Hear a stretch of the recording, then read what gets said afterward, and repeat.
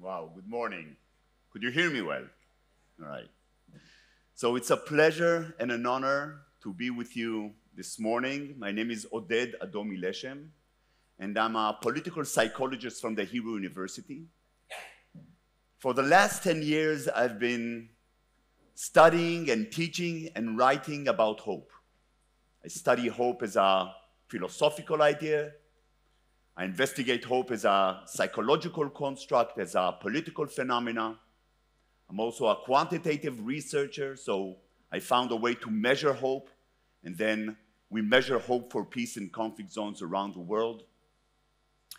And during these 10 years, I saw that many people share my fascination with this very elusive idea of hope.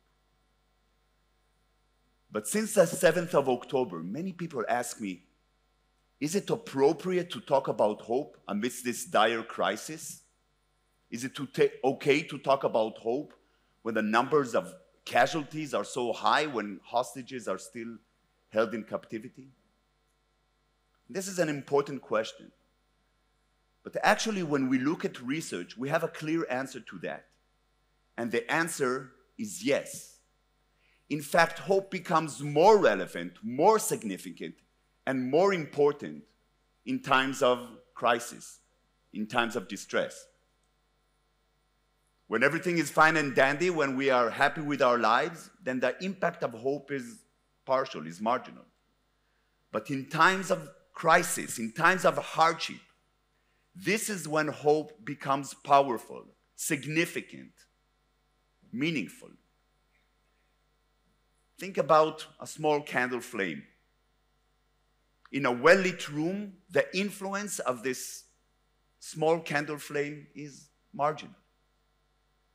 But as the room becomes darker, suddenly this tiny small light from the candle flame becomes meaningful, significant, relevant, even crucial. In fact, the darker the room is, the more important and significant is this flame.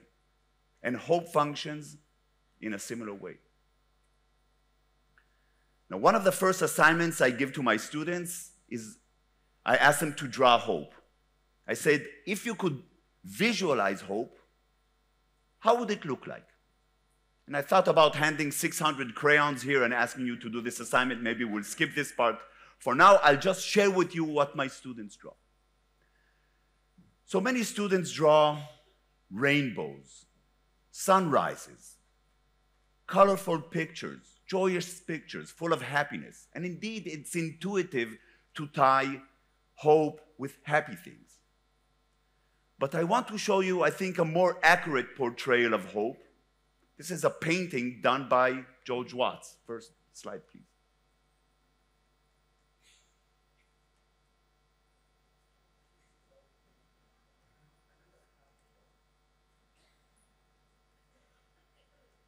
Okay, thank you. This is a painting painted by George Watts, an English painter from the late 19th century. And as you can see, this is quite gloomy. So we have a female figure sitting on the globe, and the globe is almost drowning. So there is a sense of distress. There is a sense of crisis here. And her eyes are covered. So she does not know where the future is taking her. And indeed, hope is tied to uncertainty and unpredictability. When we know where we are going, when we are certain, we don't need hope. We need hope at times of uncertainty. And she's playing on this shabby-looking old harp, which has only one string left. And she's plucking on this string and trying to listen to the soft note from this shabby-looking harp when her eyes are covered, when she's almost sinking. And this is hope. So hope is our ability to take the tiniest, slightest positive signal and use it in times of distress, in times of uncertainty, in times of hardship. And indeed, a bit counterintuitively, many philosophers talked about the downsides of hope and the shortcomings of hope. So philosophers, from ancient Greek philosophers to postmodern thinkers, talked about the dangers of hope. So for example, Spinoza and Descartes said hope could lead us to be utterly naive. Hope could lead us to paint reality in rosy colors when this is not warranted, or dismiss the challenges that lie ahead just because we want something so badly. And this is a great problem. Certainly when we're talking about social change, we want to know the challenges that lie ahead, right? So that's one disadvantage. And the second issue, the second problem, is that hope is always tied to pain. When we hope for something, when we really want something, we are anxious about it. So hope is tied to anxiety. Skeptical people, pessimists, have it easy. They're not anxious. It's the hopeful people who are anxious, right? And there's a possibility of frustration. So hope is tied to pain, and hope is tied to suffering many times. And in fact, we also see it in the Bible. Hope is mentioned the most time in the book of Job. So also in the Bible, hope is tied to pain and suffering. So I hope I convinced you that hope is an awful thing and that we all should avoid it. Thanks a lot for coming. Of course, I am kidding. My intention was to highlight the downsides of hope so we could work with hope better. When we know the shortcomings of hope and the problems of hope, we could actually work with hope more effectively to achieve our goal. In fact, the merits of hope and the powers of hope overshadow the disadvantages of hope.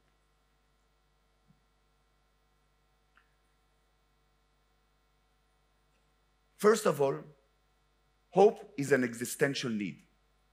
People could not live without hope. We need hope like food, like water, like sleep. Second of all, hope has also some measurable positive outcomes. We know that hopeful people have better academic achievements, have better athletic achievements. They actually live longer. So there's a connection between hope and objective, positive, measurable outcomes. And thirdly, and perhaps most importantly, everything we see around us was made by hope. All of humans' technological advancements, all of humans' social advancements are hope-driven. People will them, people hope for them, worked hard, and then these things transpired. One of the best examples is Zionism. Zionism is a hope-driven project. In fact, when we look at all the countries in the world, the only nation that has hope as a central theme in its national anthem is Israel. That's the only nation with hope in its anthem. Hatikva. Oops, okay. So now I hope I convinced you that it's okay to talk about hope. But then many people ask me, and rightly so, well, is there hope? Is there hope to end this crisis? Is there hope for coexistence in the Holy Land? Is there hope for a healthy democratic state in Israel? This is an important question, but most of the time when people are talking about hope, they are talking about one of two dimensions of hope. They are talking about what we call the expectation dimensions of hope, which relates to people's assessment of feasibility. So when people ask, is there hope? They're asking, is there a chance? Is it likely to happen? But there's actually another dimension, a more important dimension of hope, that what we call the wish dimension, which is related and driven by people's desires, aspirations, dreams, determinations. And so when we ask, is there hope? We need to ask, how determined are people? How strong is their dream? How much do they wish these things to happen? And there's an answer for this also. And I'm going to exemplify by telling you what happened to me on the 7th of October. So like millions of Israelis, I was listening to the news and I was devastated. I was shocked, I was concerned, I was frightened. But like millions of Israelis, I was also part of the huge movement for democracy. And this movement had tens, if not hundreds, of WhatsApp groups to coordinate the activities and the protests of the movement. But on the 7th of October, all of the WhatsApp groups changed their purpose. And now the only thing that they were concerned about was initiating and coordinating tens and hundreds of activities to support the home front and the battlefront. And so I joined one of these activities. I joined the WhatsApp group for drivers. So I was volunteering as a driver. And our mission was very, very simple. Take civilians from the south and bring them to safety. Take soldiers and officers from their base, from their house, and bring them to their bases and to the front line. This is what we did. And it was very, very simple. So this is just a screenshot from my WhatsApp. It was very simple. Someone said, who is available to take 2 people from Netivot to safety? And someone said, okay, I'll do it. And then this person took these 2 people and brought them to safety.